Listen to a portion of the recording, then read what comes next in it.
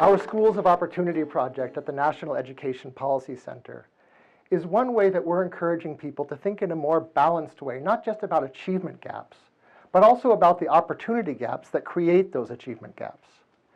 To understand why that's important, imagine 3 children who are told to race to the top of a building. The first child, who is most advantaged, well-resourced, well-equipped, well-trained, is also given a speedy elevator to get to the top of the building. The second child also has many enormous benefits, and that child is given a smooth riding escalator to get to the top of the building. The third child has none of these advantages, and yet we tell her to get to the top of the building on a steep, slippery, poorly maintained stairwell. If we as a nation are ever going to seriously address our achievement gaps and the opportunity gaps that children face inside and outside of schools, it's that third group of children who most need the elevators and the escalators, the extraordinary schools, and yet those children are the least likely to have access to those schools. President Bush famously said that disadvantaged children face the soft bigotry of low expectations, and he was right. High expectations are indeed important, but high expectations become a punitive false promise if combined with low supports, low opportunities, and low resources. The thing is, many of us are mired in a type of magical thinking, somehow convincing ourselves that all we need to do is to create equal schools, that the outside of schools inequality are not something we have to address. Yes, schools are indeed unequal, and that's a real problem that we need to address. But another real problem that we need to address is that we have focused too much just on schools. So many of you are familiar with the best high schools in America rankings from US News and World Report and Newsweek and a variety of other organizations. These rankings focus overwhelmingly on average test scores in those schools. And if you look at the top of those rankings, we do see schools with extraordinarily high test scores. These rankings assume that the schools must be doing great things with these students in order to get those test scores so high. Yet what we see year after year at the top of those lists are 2 types of schools. First, we see schools located in the wealthiest areas of the country, where very high-scoring students tend to live. And then second, we see that subgroup of choice schools that are known to disproportionately enroll the highest-scoring students in their communities. Now, some of these schools may indeed be doing extraordinarily good things with their students, but many of the students on these lists are probably mediocre. And that's because these schools illustrate a fundamental point. The best way for a school to have very high test scores is for that school to enroll students who have very high test scores. And that leads us to a second fundamental rule. Relatively little of the variation that we see in average test scores between schools can be attributed to differences in what those schools are actually doing.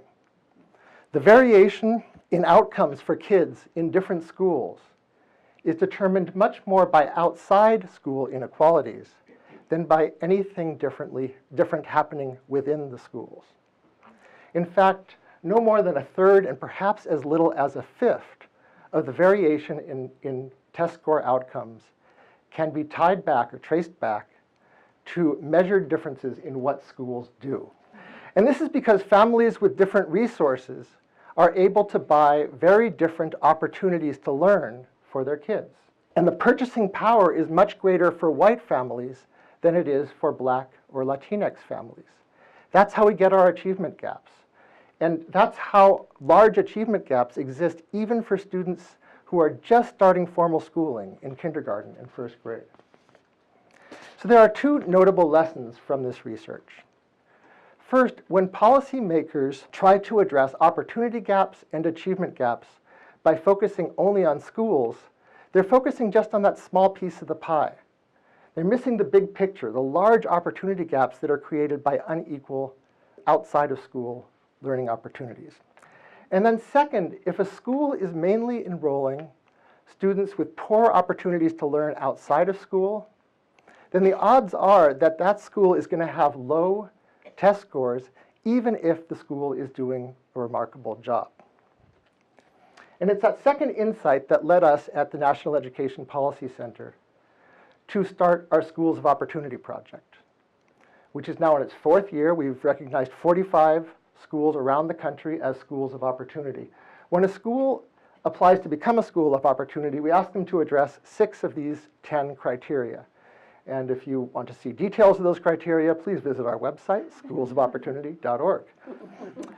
We describe the accomplishments of these schools, as well as the best practices that they use, on the Washington Post's website through our partnership with reporter and blogger Valerie Strauss. So what you're seeing here is a small part of an infographic that I created with the Schott Foundation, thinking about how we can lift all children up.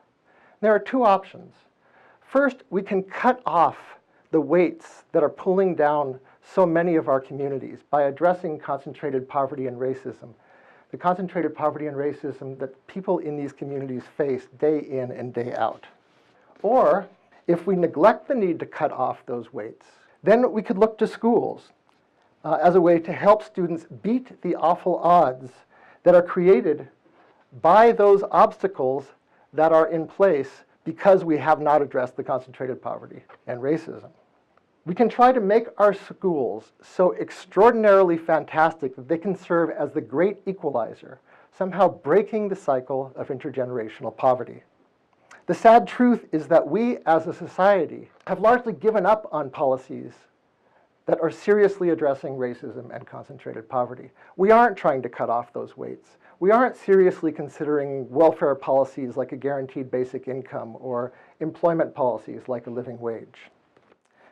While we might be hoping that our schools are able to help some students beat the odds because we've attached a few balloons to those schools, such as programs like Title I, we aren't trying to change those odds so that schools don't have to be the great equalizer in a vastly unequal system.